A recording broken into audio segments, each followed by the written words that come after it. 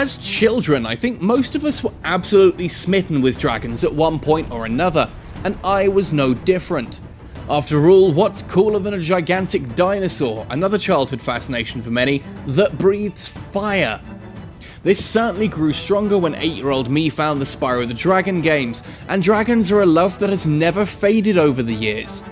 Imagine my joy then when the Spyro the Reignited trilogy was released, but it still wasn't portable enough for me to play on those long 6-hour drives to Bulawayo to have my appendix removed. Yep, that's where Ubisoft Barcelona stepped in. Ahoy! Captain Benzie here, coming at you with another Land Ho, the series that grabs a musty old pirate map and digs up buried gaming treasure. Today, I wanted to show you all Hungry Dragon for iOS and Android.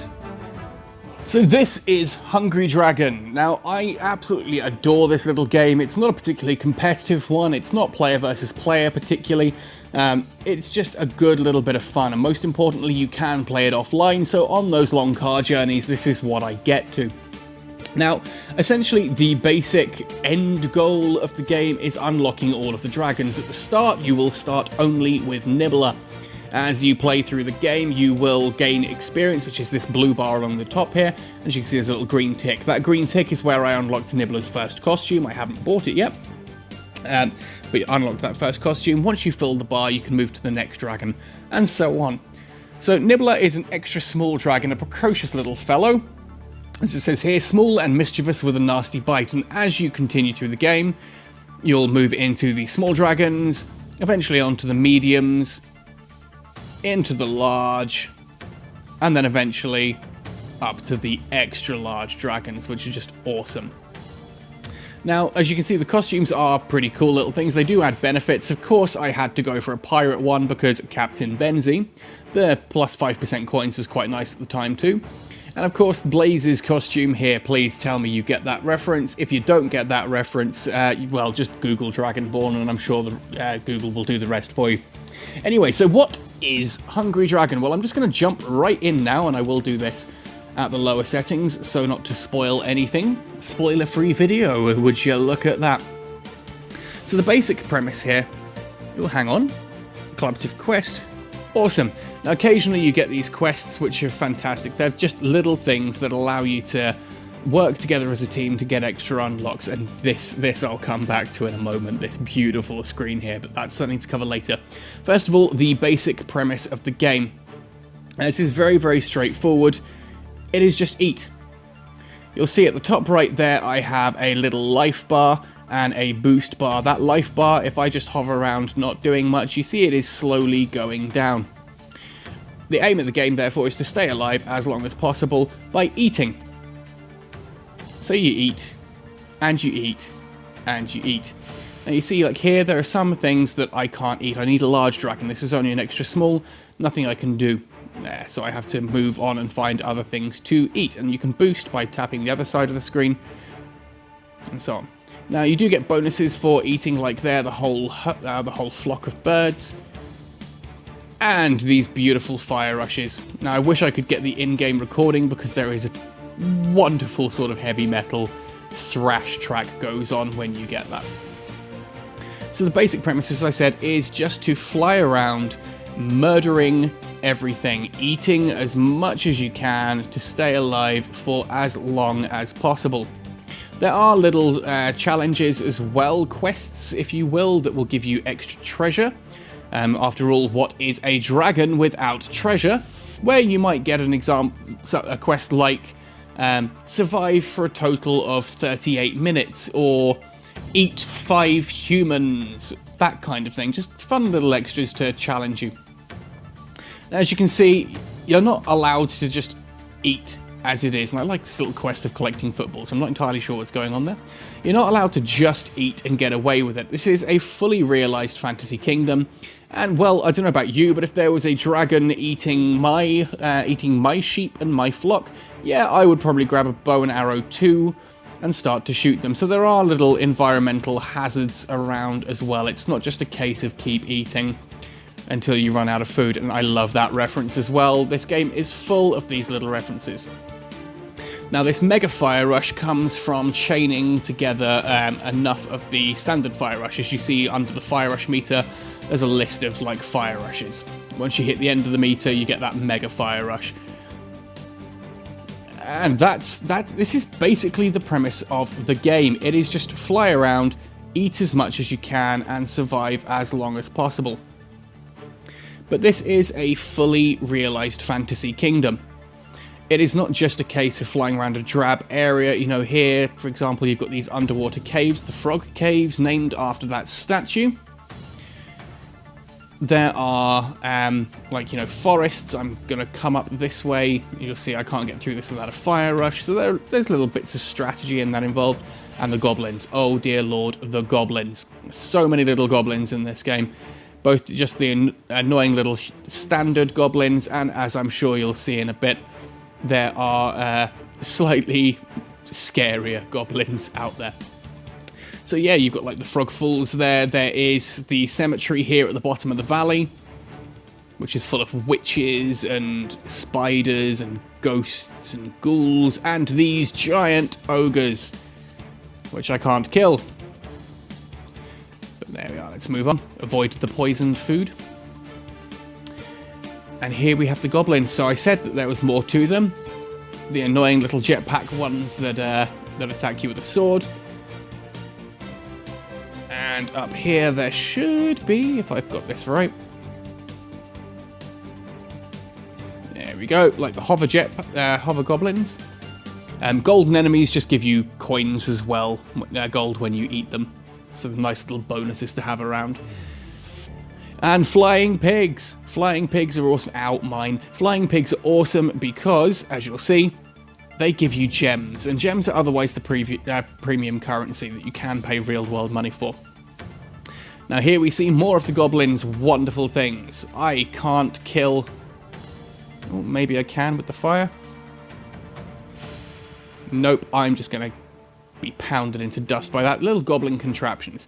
And there are areas of the map, like as you see there, that I can't get through because I need to be a small dragon, and I'm an extra small dragon, so I can't break through.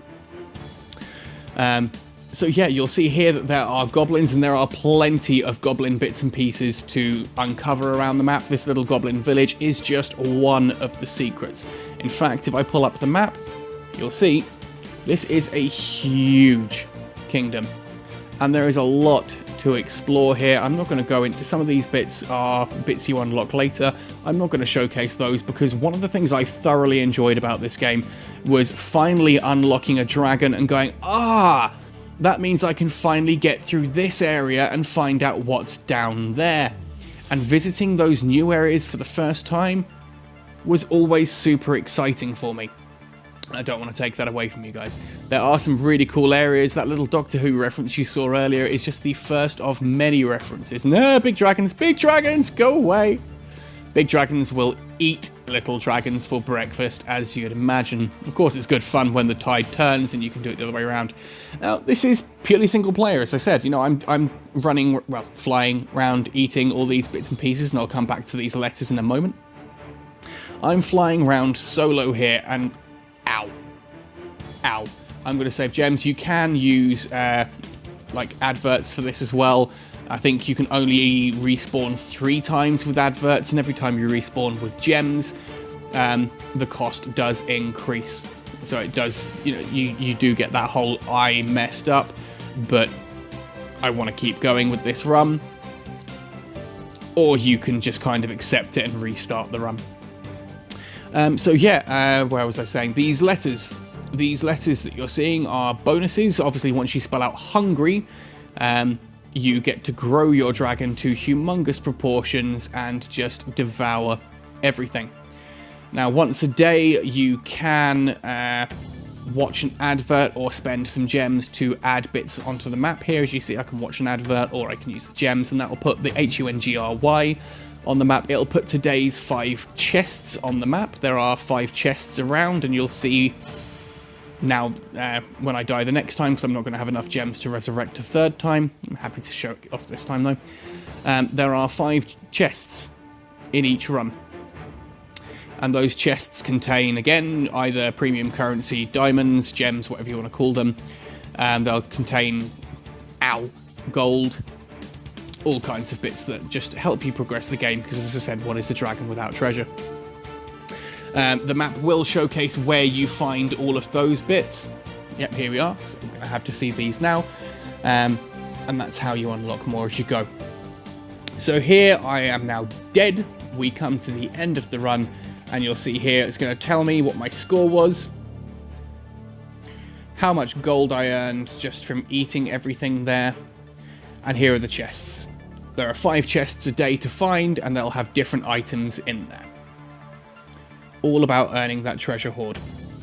And I'm back. Sorry, I've had to add a little cut into the video there. It's one of the things that does slightly annoy me, honestly, about this game, is that there are adverts after every run ends, and the only way to skip those is just to put your phone into flight mode, or at least disconnect from the internet via whatever route you can. And ultimately, those adverts, you know, they're not that annoying, I suppose, but it's a free game. The fact is, I've not had to pay anything for this so far, and you can see how far I've managed to get. There are various options in the shop, like you get these special events and that going on. You can obviously buy gems, and with gems you can buy coins. As you can see here, I need to collect enough coins to open up the next dragon. Dante's 870,000 gold. I have 786,955. That's actually not as bad as it sounds, as a lot of the missions in each run can be. Let's find the missions panel. There we are. See, missions can offer up to here like 51,000 gold. And you can see here, survive 59 seconds while in a critical state, dive a certain amount of meters, yada yada yada. Those are all things you can unlock to help you through, and that's what today's treasure chests will be. So I get 8,500 for the first, 17,000 for the second, 3 diamonds, 7 diamonds, and 5 of the golden shards. So, you've probably seen hovering around my dragon are these various little creatures. When you play through the game, you find little red eggs that hatch over a couple of hours. Once you've hatched them, you can equip them. These are just little pets that give various different bonuses and effects to playing through the game. Like here, helps me find the chests, or gives me food or flying horn attacks, and all these just crazy little things. You can buy those straight up with the diamonds and the premium currency, but again, I've not seen the need to. Ultimately, the monetization, I feel, is actually really quite gentle on this. You know, by time you've gained enough experience to unlock the next dragon, you've probably got enough gold for it. The exception being about the time I hit Jekyll and Fried. I think I had to do a couple of extra runs just to get the gold. Blaze took, I think, like 4 or 5 extra runs before I could unlock him, and Dante, well, he's taken a few runs to now get, but that's also because I did go through here and buy costumes, because I couldn't say no to that costume, because I'm weak. Now, in addition to the single-player mode, you do have tournaments every now and then. These are not multiplayer in the sense that you're against other people playing with other people. It's just a friendly competition. The idea is that here, eat as many birds as you can in 3 minutes. You get a fast boost regeneration, and your dragon is faster moving in general, just however many you can get, and you go onto a leaderboard. Wherever you end up in that leaderboard, you earn prizes, rewards. Now, those particular gold shards are for these beautiful little things. So these are the legendary dragons, and they play the game in a completely different way. I've only had temporary goes on these. I've not actually unlocked any of them permanently myself. But like, for instance, here, Mecha Mutcher is a goblin-made dragon, in inverted commas, with a machine gun. Electrozoa fires an electrical beam. Armadillo is surprisingly resilient and has a spin attack. Icebreaker was a recent one, where you can boost through stuff to freeze it. And the recent one is T-Rex, which just wrecks. Yes, that is a rampaging Tyrannosaurus with a jetpack. Because why not? Now, the goblins are actually something I do really enjoy, and you'll find tons of stuff about the goblins as you play through. I am going to give a little bit of a run back through here with Blaze. I'm not going to do a complete run. Just want to showcase some of the areas to talk about, like the kingdom. Because, as I said, this is a fully realised fantasy kingdom. There's so much going on here that it is just... It's good fun. It's good fun to see. So, Oh, hello. I've got a notification that I've got a chest around here somewhere. One of my pets helping me find the chests. So yeah, you've seen things like the... I've lost my train of thought. Like the cemetery. So if you don't want any spoilers at all, I would skip ahead the video now. I'll put notes in the description below. But things like here, you've got a little forest village. If I keep going onwards... Ah, there's a chest. Perfect. If I keep moving onwards, there's just a couple of bits I want to really showcase here. Just murder everything and break through. In fact, there we go. Beyond this forest lies an ancient kingdom. Now, maybe not quite, but you know there is a lot to find and a lot to explore, and I'm not going to go fully into this entire kingdom here, but I do just want to talk about the goblins and show off one particular thing that makes me chuckle every time I see it. Like, what the hell were the designers thinking? I love it. Let's try not to get eaten by the big dragons. And you see there are little secrets that if you're not paying attention you may miss out on. Just finding all these little caves and nooks and crannies and diving your way around. Okay, yes, the map does showcase a lot of these, and here we come to the goblin tunnels. But yeah, boy, mega fire rush. We are just going to rack up that score and murder everything en route. So this is now the goblin tunnels. Now, these little candle-wearing maniacs are great fun, and we're almost at... Oh, yay, there's an egg. So I'm showcasing a couple of the things. Like I said, you know, you do find the eggs and the chests and things like that through just basic play. But just the detail in these environments, like here, going through the mine, seeing all the stuff going on in the backgrounds. Like here, this is what I wanted to showcase. Slorg. I love that goblins have their own soft drink vending machines in their mines in their kingdom.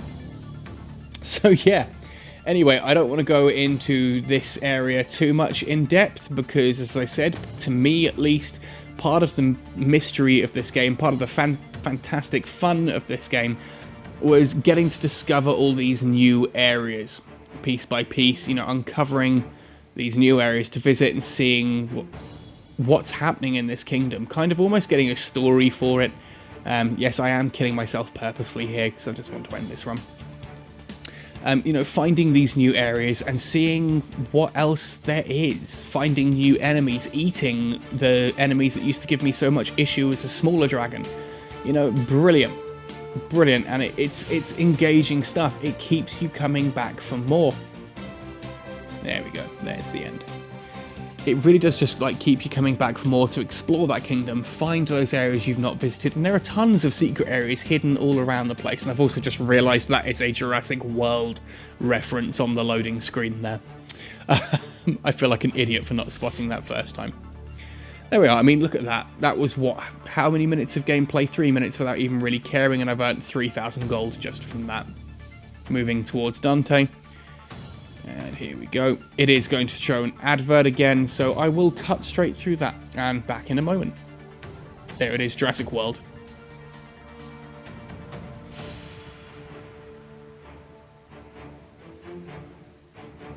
Okay, and we're back again. And as you see here now with the egg, I can incubate that. It is a 6-hour timer, or 30 of the gems, to get that egg, which is just the minions. Now, they are random chance. You might find that some of the minions you do already have, and you get those gold shards for those to help you with the legendary dragons. But there we are, that's basically it. That is Hungry Dragon at its core. I love this game to pieces. It's such a simple, silly, fun little game, and it just, the fact that you can play it offline, to me, it keeps me coming back. I don't tend to find I spend an entire day playing on this, but I do put a couple of hours here and there on car journeys when I'm sitting around bored. This is just a perfect little thing, and it scratches that dragon itch for me. Anyway, I am going to end this off here, so if you like the look of this, do let me know. I will pop a link in the description as well to download it from the Google Play Store. If you're already playing Hungry Dragon, let me know what you're enjoying about it, how you're getting on. and so on and so forth. Come join us on the Gaming Galleon Discord to continue the conversation, and if you really enjoy these videos, of course, I do have a Patreon. Details are all in the description below.